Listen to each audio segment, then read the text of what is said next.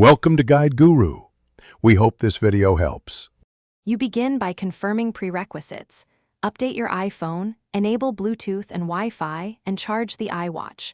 Once done, keep both devices close. Open the Watch app on your iPhone and tap Start Pairing. Align the animated pattern in the iPhone camera view.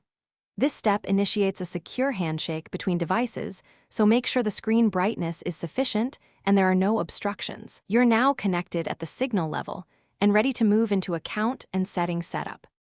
Next, you sign in with your Apple ID so health and app data sync via iCloud. This is why permissions matter. Make choices for wrist orientation and create a passcode to secure Apple Pay and Medical ID. Once you choose to restore from backup or set up as new, the phone transfers apps and settings. This can take several minutes depending on data size. During syncing, keep devices close and plugged in. This avoids interrupted transfers and ensures your watch mirrors essential phone settings. To finish, customize watch faces, complications, and notification preferences so your iWatch behaves the way you want. Test calls, messages, heart rate readings, and Apple Pay to confirm functionality. Also check for a watchOS update and install if available. If something goes wrong, restart both devices first.